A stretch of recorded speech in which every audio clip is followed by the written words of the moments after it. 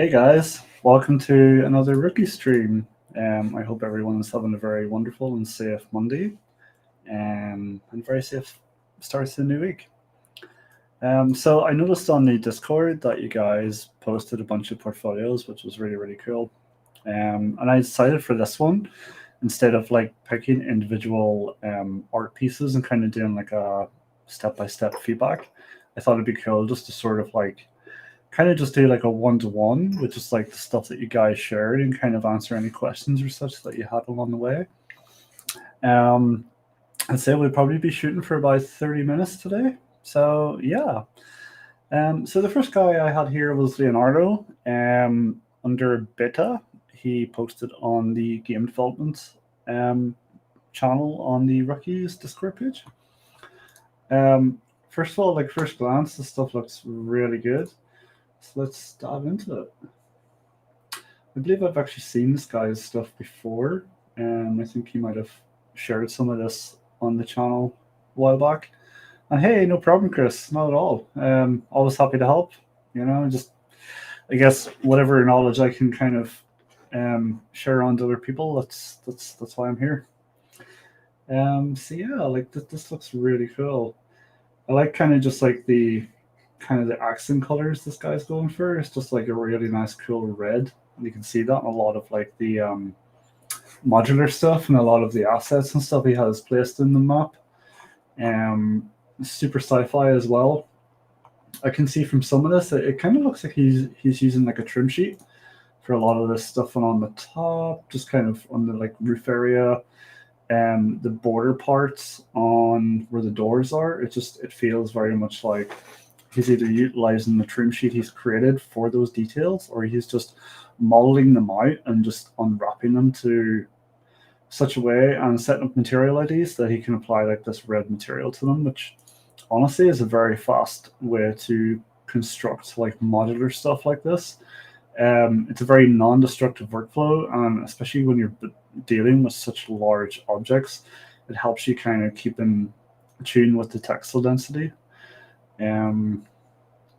Yeah, really cool, placement of the blood decals as well. It's nice that he's like placed them on the side of the crate, which is really smart. So instead of like, creating this crate and then creating another variant with blood on it, you just apply like a decal to it. And I mean, it's the same effect, and you're not paying for an additional mesh or textures and memory. So that's really cool. I'm really liking the stuff on the ground here as well, like this kind of grill detail. It looks awesome. I can see a lot of like roughness variation. I can see that a lot of the stuff here is he's either vertex painted it on the ground, or he's applied decals with like just like kind of wet patches, like for like puddles and stuff, which looks really cool. Yeah, like these bags here look really solid as well. Wonder if he did Marvelous Design or ZBrush for this, but I guess from how they're looking, probably more in the lines of Marvelous. See, does it have it here? No, it doesn't. Right. Cool. I mean, honestly, otherwise, this stuff is pretty awesome, and this is really cool as well. I think whenever you're posting environment stuff, it's always really cool to do stuff like this, where it shows the iterations that you went through, which means like when a employer is looking at your portfolio, they can kind of see like your thought process behind creating the scene. Kind of like what way did you approach it? What was the white box like? Did you rotate the scene a couple of times? Move things around, which is very presentable in this. And I think it's cool that he kind of included like a no texture shot just for the lighting, and you can see how the roughness materials and the normals all read. My only kind of feedback to this really would be cool is like, what inspired you to create this? Like, was it a tutorial? I mean, I can see here it's from Sean and Alex from 343. But is there anything else here that kind of inspired you to create this scene in particular? Did you use any references from movies or existing games? It would be really cool to kind of just see like a mood board of like stuff you riffed off when you were creating this. Because that would show like employers and art leads, like again your thought process and your inspiration behind the scene. And then I would go as far as even including some. Let's see, does he have any here? Oh, he does. Awesome. I was going to say I would go as far as including some individual shots of like the assets and stuff. So it's really cool that you have that. So yeah, you have like these cool drapery for like medical. Um, can't think of the name of the thing. Yeah, I wonder like when I look at it, is it are you using a tileable material on this with like most of this being geometry, or is it like is this like a single asset in itself and these are all separate texture sets, or does it all share the same texture set? I think a lot of those little things as well would be really cool to know because when you're creating environments for games, there's so many objects in the world and so much being rendered on screen that it's important to optimize as much as you can and include as much as you can into single texture sets. Like using trims and stuff as you did here, and using just like tileable and trim decals, or not sorry decals, trim sheets, um, is like the best way to do it because it allows you basically to maximize your textures over multiple variants of geometry. Because you always have to remember that in games and large environments, you can always LOD surfaces and geometry, but your textures will always be very expensive. Like the most expensive part of the GPU usage. Um, yeah, and then yeah, we can see it down here. So you got like this crate here. I wonder because like I can kind of see like to keep clear here the logo. I wonder if this is just like a scaled up variant. Maybe he used material instance in Unreal to kind of just change the color variant on it, which is a very smart and very fast way of pumping out assets. Because essentially you're paying for one master shader and you've all the material instance and everything else. And the same down here as well. I can see that there's an accent color of yellow, so I'm wondering like, is this all like mid poly? Did he model all this out and just kind of like throw like 2 or 3 material IDs in the sky and just like yellow wheels and just the other yellow elements to it? And again, a very very fast way to turn around assets. And nice. So this is the trim sheet inspired by the material. Yeah, this looks awesome. So you can see that the guy has like multiple trim details for like sections of like the wall geometry and like maybe the arch around a doorway and even like the sides of doors and stuff. You could UV to like this kind of details. And then he has a lot of these little details here, which would have an alpha channel, and then he'd basically place cards against geometry and just map it to these details. And essentially, it's a very very fast way. So like you're literally using a single 4K texture around many sets of geometry in the world, like modular pieces and stuff. So that's awesome. Like this is really really cool. The only feedback I would have from an artistic point of view, I mean, the technical aspect on this is really good. Like you've nailed it. Like exactly how to approach this stuff in the right manner. I would say the only feedback note for me is I feel like a lot of the details are quite noisy. I feel like there's a lot going on. I mean, like you have the lighting, which is really nice, but I'd probably drop the bloom slightly, and there's just a lot going on in terms of roughness variation and stuff. So I'd probably really try to pull back on that. Because you can see like there's just a lot of noise around the surface. And I would probably kind of pull it back and just sort of focus it on specific areas. Because I feel like if you were a player and you walked into this room, you might get overwhelmed and like, wow, there's a lot to try and read and digest in a single shot. So that's my only feedback note really so far. Um, yeah, everything else looks really neat. I love how you've added like the water drip decals in this as well. You've all like the steam, so it's almost like water condensation on these panels, which look really cool. I mean, definitely the thought and creativity that has went into this is huge. Like it's just wonderful. But again, the only thing that stands out to me is just the amount of noise on screen. I think what would have been really cool is because I can see like you have these guys here with these pumps and stuff. I wonder, do you have that down here? No. Oh, you do? Okay, cool. So I'd probably if I was to do like if I was working on this, I'd probably have like this kind of shot, and then I'd lay out another shot with like all your assets kind of sitting like this, so you can get like a proper look at each of them. Because like you can see over here, some of like this is in front of this guy, and just allows like maybe even just like wireframes as well of your assets, and maybe the UV sheets.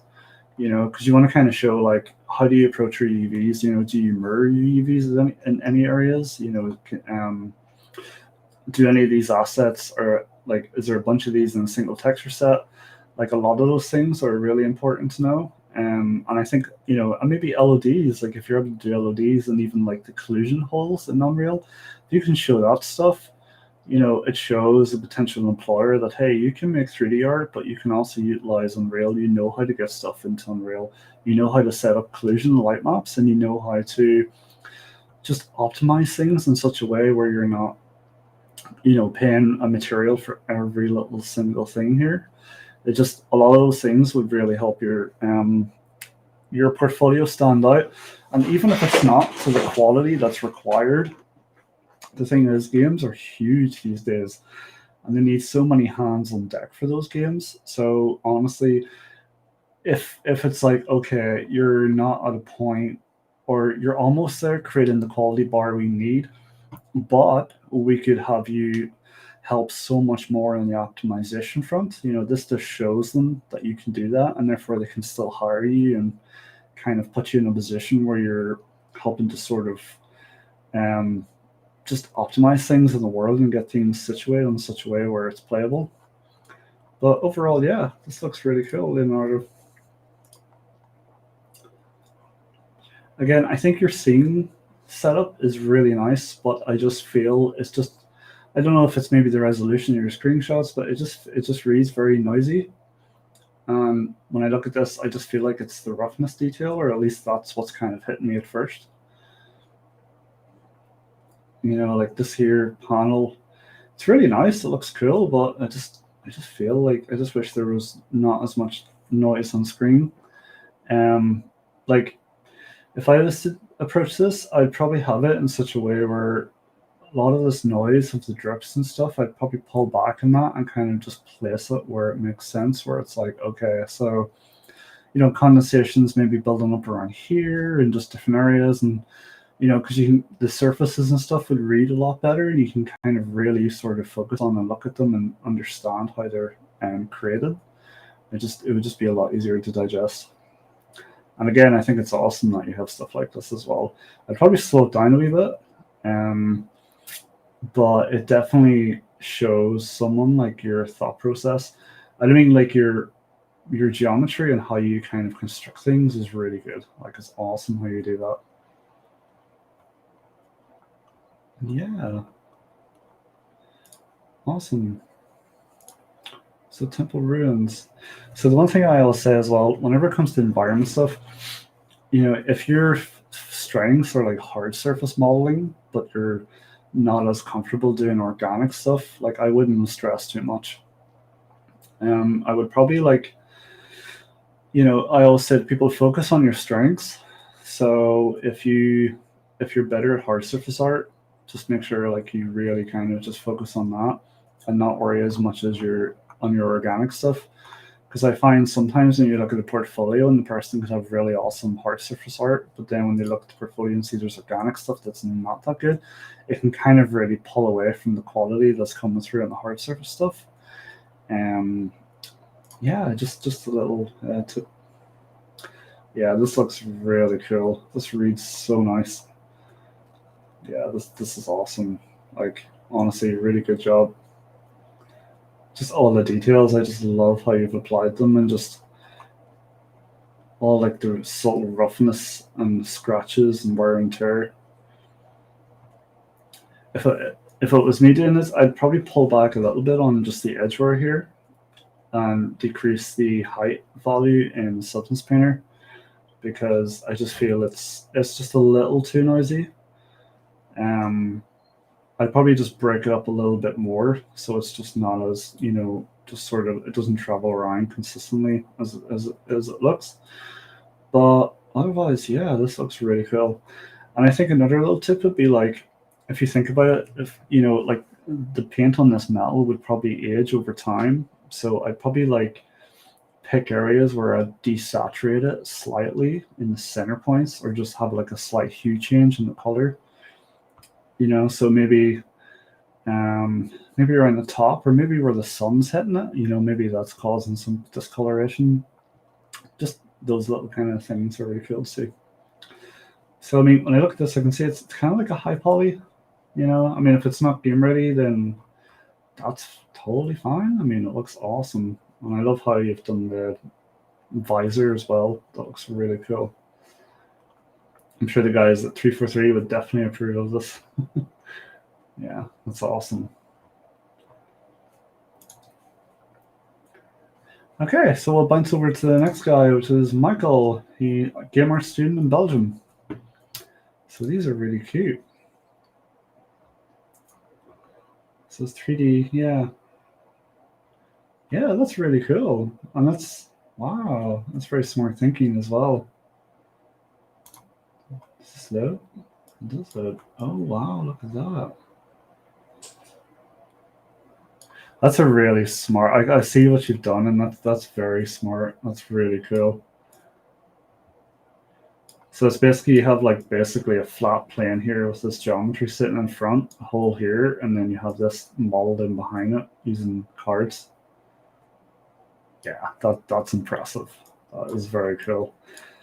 I'm not usually one to. I mean, I wouldn't really be one to give much feedback on stylized stuff like this, but just the thought behind it and just kind of the layout, like that's really really cool.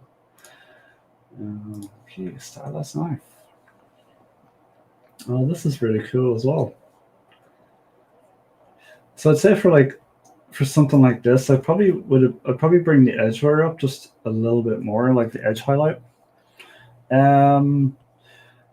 Yes, they are available. They'll be available on the YouTube. I believe they're available on YouTube, Facebook, and Twitch. I believe the guys just post it after whenever it finishes. So if I was doing this, I'd probably bring the edge highlights up just a little bit more. So like around these circular parts. I mean, they're there, but they're very subtle. But I feel like if you just kind of have them pop in a wee bit more, it would just kind of push things out a wee bit more. You could probably go in and just even like on the edge highlight, just kind of add little extra bumps and nicks here and there, just to show some kind of like stylized damage. That's cool. I mean, there's a lot of thought that has went into creating these, and that alone is like kind of just the construction and function of it is very impressive. Yeah, this is really cool. I'd probably go in and I would probably see if there's something you could do with the front section, because it looks really cool and like super cute on this side. And then I just feel like you could maybe add more discoloration or just more gradient color to the blade itself. Maybe kind of as you do here, maybe just have this part just a little darker, maybe the inside just a bit darker.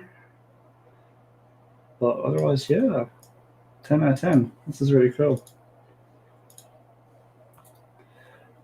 Let's go for this guy.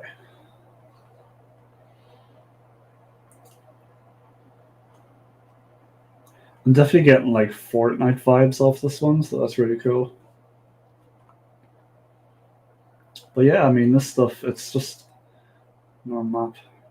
Okay, so I say looking at the norm map, I can see that you have a lot of gradients. So feedback on that would be when you're doing bakes, just watch your smoothing groups and make sure your smoothing groups apply to your UV islands. For example, this front section here, we can see there's two things going on. The first is we can see there's the kind of distortion on the screws. I don't know if that's maybe intentional given that's stylized or if it's just a bake error. And you can see there's gradients in the normal. Typically when you do a norm map bake, you shouldn't get any of these gradients. So it's just something to keep in mind where, just make sure that when you do this, because I can see that you have curved edges here. So technically you could give this like two smoothing groups, center face, the chamfered edges on the side, and then just kind of do that with the other side and not have it just one smoothing group. An alternative would be if there's enough edge loops to support it, which there isn't. You could throw like a kind of mid poly weighted normal script on it, and it would kind of smoothen everything out. So when you do bake, you won't get these gradients. But straight away, that's definitely something to keep an eye out.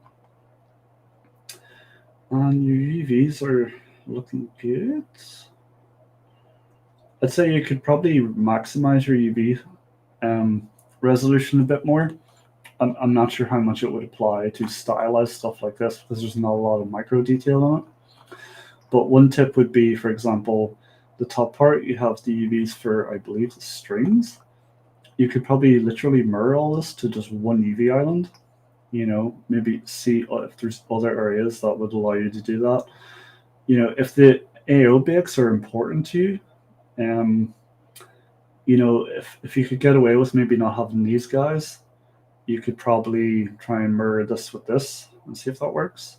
Just anywhere that you can do that, because what that means is it frees up resolution space on your UVs and means you can scale them up and get higher resolution. And it means if you're dealing with like a 2K texture or even like 512, you're going to get more quality out of your textures. But otherwise, yeah, this is really cool. So next guy we have is Will from Chicago. So Will reached out on Discord.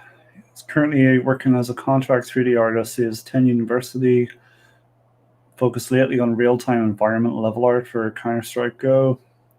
A lot of fun with material authoring, offline renders for fun. If you're willing, it'd be good to know what route I should go down in the future, whether I start focusing more on material surface work or I should delve even further into general environment level work. Okay, let's check this stuff out. So I can see this create in Blender. Okay, yeah, you have some really nice materials. Systems Designer, Blender, Photoshop. So I'd say looking at this, I can see two things. A, you can create PBR quality textures, which will look really cool in Substance Designer, and you have a lot of really nice subtle micro details like the scratches and just subtle roughness changes in dirt, which is really nice. I'd say if it was me doing this, I'd probably go for some discoloration on the tiles, considering they probably age after a while. When person's constantly walking on them, it just start to like discolor and darken.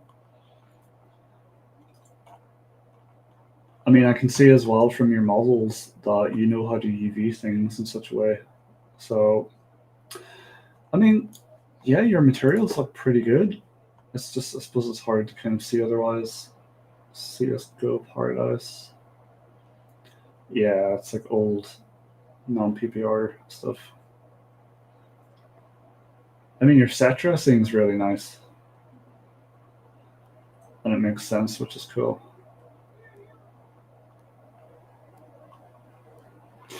I guess the question I have is, did you create all this stuff by hand, or is some of this from editor?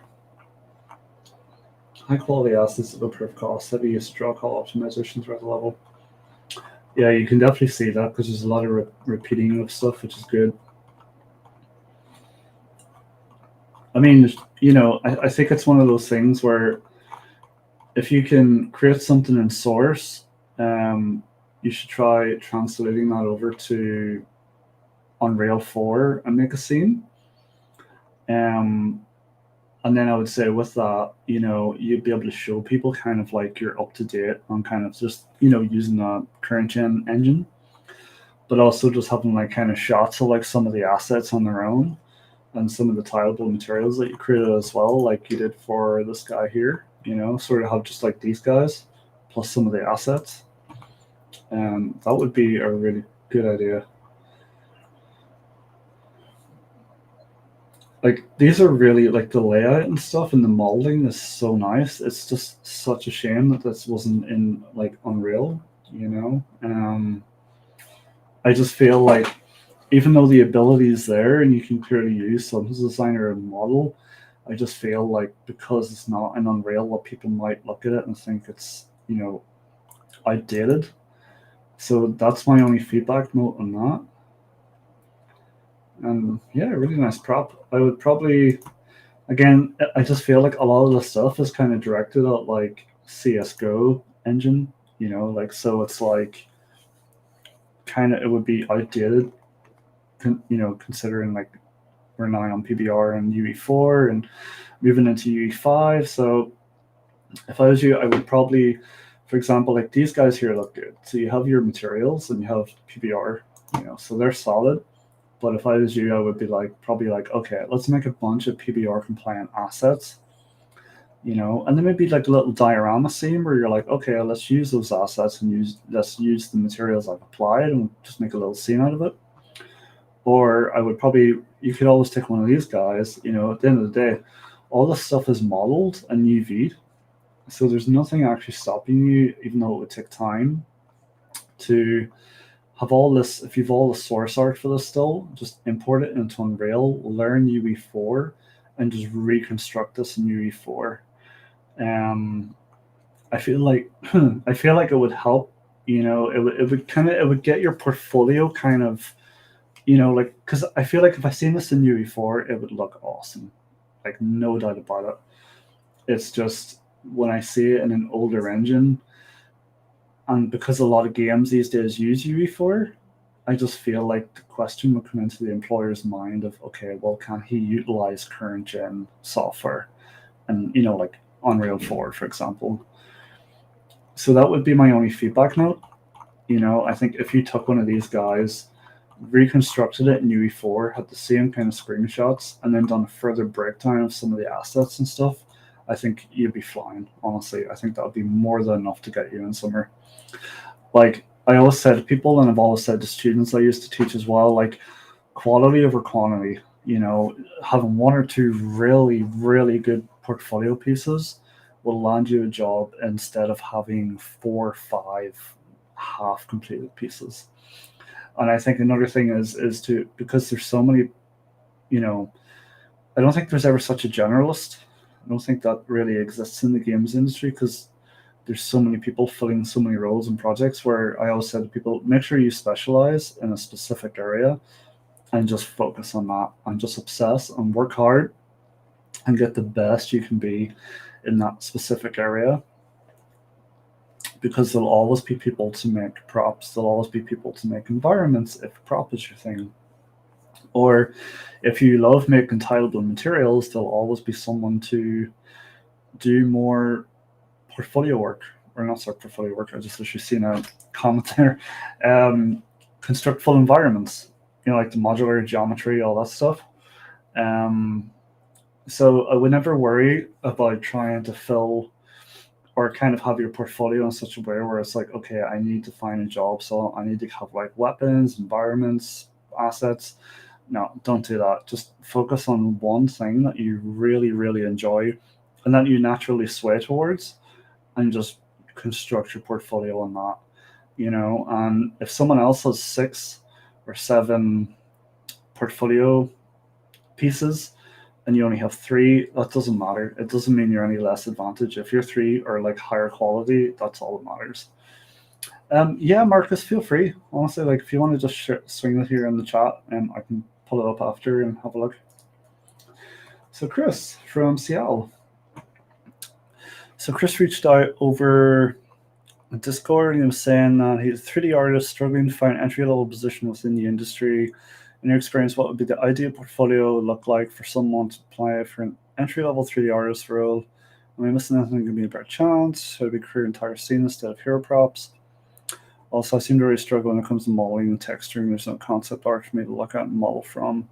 This is an important one. Do you have any advice on how I can think and design more creatively when it comes to objects that have no concept?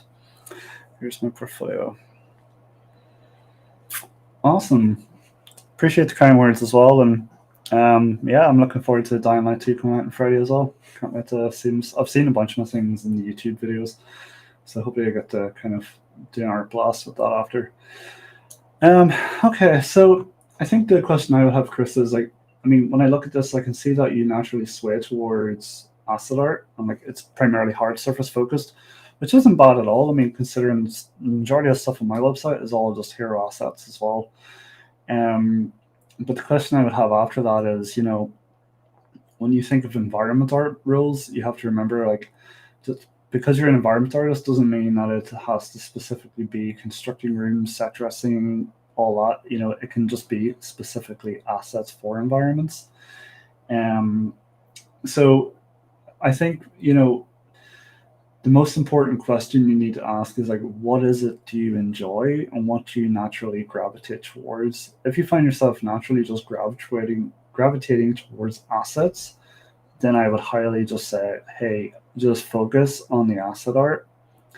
Um, if you know how to use Unreal and implement things and set things up in Engine, then that's super beneficial because it means to studios that when they hire you, you can literally do the whole pipeline. You can create the assets, you can get them in, you can get them optimized and ready for the level designer or level artist to basically take that prop and put it on the table. I guess the second question I would have is, do you plan to be more of a freelance artist or a full time? I would say if you're doing full time art, you're probably better just focusing on learning the whole pipeline and maybe trying to construct like a diorama with your assets. If you're more freelance, chances are that you'll just be getting like asset batches to work with, which means that you're just creating assets to turn around for a company.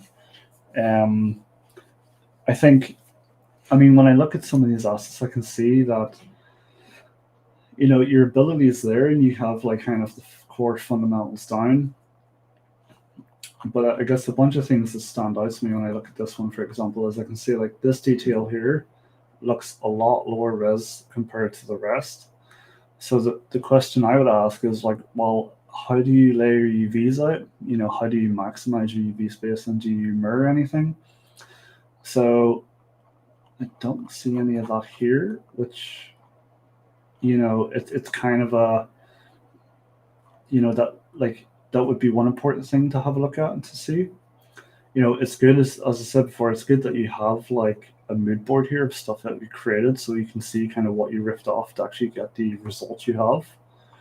Um, you have your low poly with your wireframe. Probably wouldn't have used that many triangles for the top section unless there's no. If it was me, I would have just literally created like a cylinder, chamfered both sides probably twice, and that would have been enough to call it a day. And just let the normal map do all the heavy liftings with the curvature. Um, Probably the same down here. Like there just seems to be a lot of triangles around this cylindrical section. I'll probably just do the same, just have a simple cylindrical section and just bake it all down to your normal. Because you have to remember, when you create geometry for a game, your normal map will always do most of the heavy lifting unless you're working like a mid-poly kind of workflow. So geometry is only important for silhouette and shape, and just let your normal map do everything else. And if you feel like certain areas look too flat, then just add additional geometry where need be. But yeah, that would be kind of the feedback I would have on that. Yeah, just maybe just again, just some additional detail to this guy here. I'd probably pull back on some of this, like, because it looks sort of like just like veiny alphas. And I know you're trying to like replicate kind of like bubbling paint on the plastic, which, like I can totally get. But I'd probably reduce this by half and just kind of apply it to more kind of like areas that maybe make sense, like the bottom, maybe around this kind of crevice here. Probably get rid of kind of just like this sort of like vertical stripy paint or oil. And I'd probably just add dirt around the bottom, just underneath this section. Really just anywhere where there's like crevices and gaps. Because if you do that, it kind of just helps to marry things together. So if you add the dirt around here, it marries this top section with this base. If you add it around here, it just kind of makes things look a lot more pleasant. So I can see that this just looks like a tileable concrete, just with a hard edge. So what I'd probably do is, unless it was like specifically required for a project to build like modular sets that contain different props, I probably wouldn't bother with this. I'd probably get rid of the concrete part at the bottom and just kind of focus on the asset itself. And I mean, I like the detail with the paint, but I feel maybe it's just a little too noisy. I'll probably pull back on that a wee bit and kind of just, wouldn't have as much on the handle or the padlock, um, even on this guy here, because I feel like in a game environment, if you're looking at this and it was like in an area where there's other things, it would just look very noisy. So it's always important to think of that when you're building this stuff, and just remember that there's probably other objects around this, and the more micro details you have, normal and height information you have in an object, the more noisy it's going to be on screen. Especially when the pixels get smaller and the object gets smaller on screen, this stuff will start to like just really get noisy. I like the detail here. They have like the paint, like that's really cool. Like, so you basically replicated it and then use like a height thing in Painter to just like add that variation, which looks really, really cool. We have some dirt around here. That's good. Some right here. It's kind of like one of my pet peeves is just like making sure that people sort of marry up sections with dirt and stuff, just because otherwise it looks like it's floating.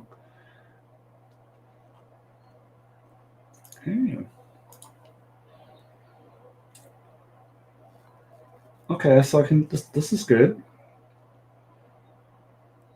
So I look at the size here, and I can. There's already questions that come to my mind. First question is, when you UV this guy, is the leg one UV island and you just duplicate it around? Is this part the same? You just duplicate it around?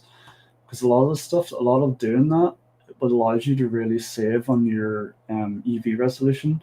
I mean, if you really wanted to and you could get away with it, you could probably even like half this guy and just literally mirror it over, providing that there's no like butterfly effect in the center, and you could probably, like, if you really had to optimize this and really crunch down on it, you could do the same here, do it here as well.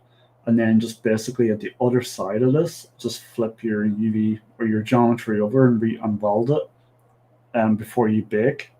So you basically are like you're paying for basically just half a UV face, and you're basically it's covering this side and then the two other sides behind it. Probably the same here for these guys. It probably, because I can see there's like a grain that follows around. So another thing that actually took me a while when I started to remember was always make sure the grains flow in the right direction. So you can see you've done it here really well and up here, but I feel like on these guys it would probably be going vertical instead. Here as well, I'll probably keep these vertical. I think these are fine horizontal. It just gives you a nice kind of like visual break as well. I'll probably add more dirt and stuff just between these guys, considering that this thing has probably been sitting like this for a while, so just natural dust and stuff will have to start to kind of accumulate around here. You can see you've done it around here, which is really nice, just kind of dust between all the details. I'd probably go in and I probably would try and see if I can push this a bit further, where instead of it just being like a flat normal stamp, you're kind of like, you start messing with like kind of the albedo values to see if you can make like the top pop a bit more. So you could always try like darkening. You could always try darkening like these little kind of gap areas. Maybe see if just adjusting the color overall kind of helps just to bring it up a bit more visually. I can see that like here you've got all this micro detail on the brass. I'd probably pull back on that and kind of keep it more like this, where it's just maybe more dull but more clean on the normal map. Yeah, these edge damage sections look really nice. You can see they're all done with ZBrush. Looks really cool.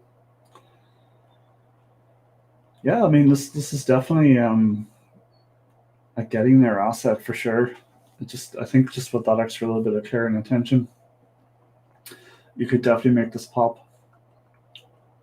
And don't forget that discoloration as well. So maybe like you have this like winey brown, maybe just kind of in these sections.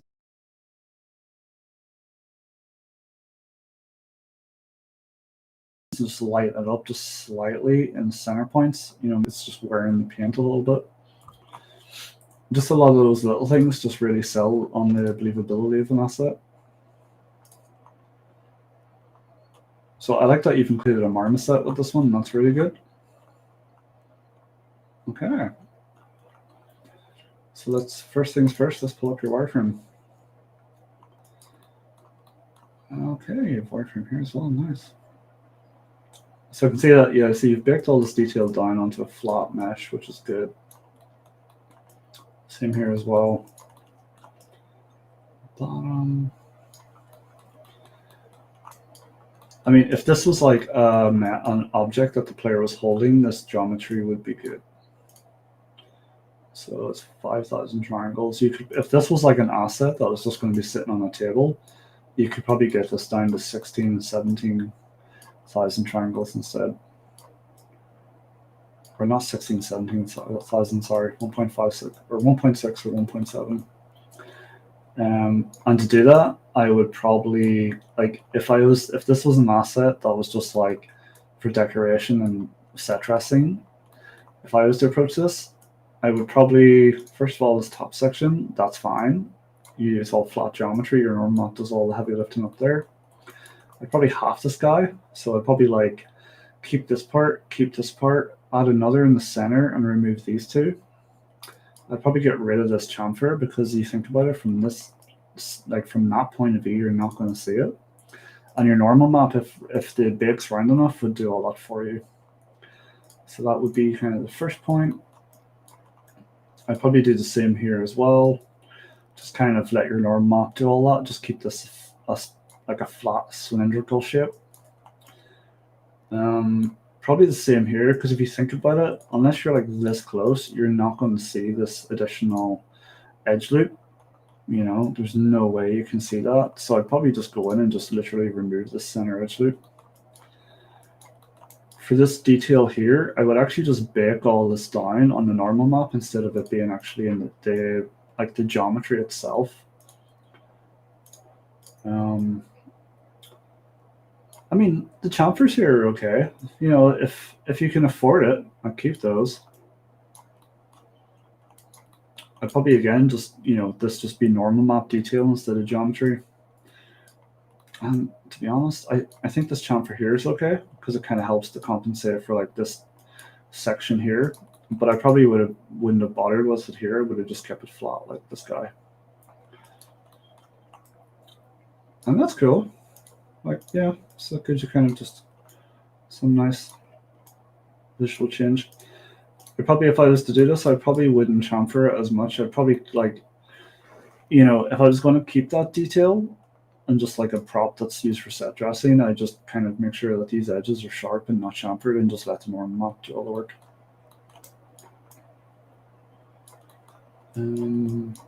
I think it's okay here. I think the chamfer is okay. Yeah, the chamfer's fine.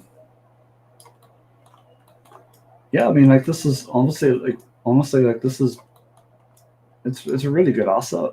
Like, it really is. I'll probably remove this edge loop here as well because it's not really doing anything to the silhouette.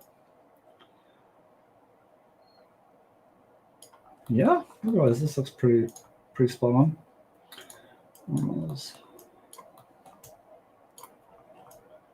So I always say to people, when you're doing your normal mix, make sure that you're, like, if this is mirrored, make sure that your edges are welded, and make sure that your EVs are 1-to-1 before you bake. Otherwise you get like this padding issue that happens. And if it's a seam, then it's usually correlating to the smoothing group setup versus your EVs. You can probably get a script online that basically sets your smoothing groups according to your UV islands. But everything else in this bake looks nice. It's just a little bit of artifacting going on around here. Another tip for you would be if you find like you're getting like these aliasing issues in your bake or jagged edges, and if for example, because you've modeled up those details in, if your normal map, or sorry, your UV map is set up where like these are literally round like that in it, just straighten them out. You know, even though it doesn't technically make sense, but you could get away with it. If you straighten them out, you won't get these artifacts around the edges. It only happens if like you have like curves and stuff in your UVs. Now, obviously that depends what kind of geometry you're dealing with, but if you can afford to straighten the UV islands out wherever you can, you'll not only save space to pump your resolution up, but you'll get rid of a lot of these jagged edges.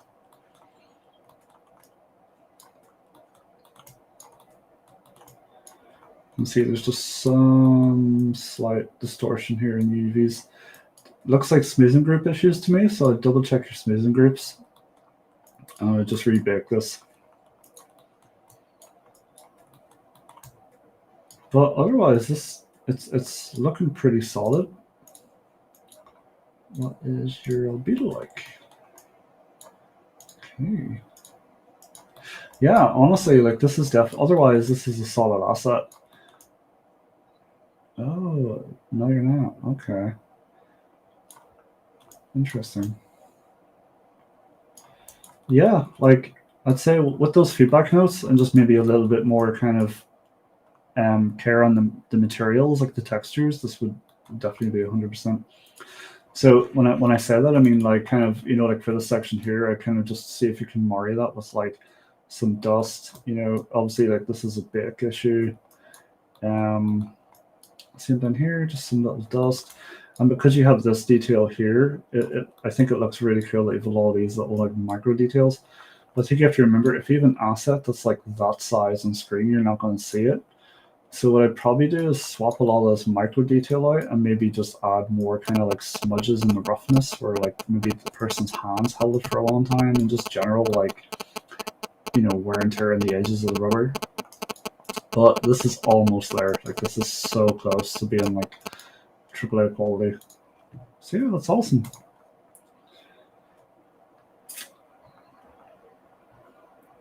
So that would be the only feedback I would have for you on this, is just, it seems like assets is your strength, and that's honestly, if it's that, then that's awesome. But I would just really, like, if I was you, I would just focus on them and just make them as high quality as you possibly can. Because the thing is, with the size of games these days and with how many artists that are needed and the amount of assets that need to be created for like a AAA game like Call of Duty, you won't be short of opportunities for asset artists. If you can show that you create really high quality assets, there'll always be a position for that. And I think that is it. So I see Sourboy on Discord. I will include your stuff for the next review. It's just we're kind of closing. Well, we're kind of almost finished this one.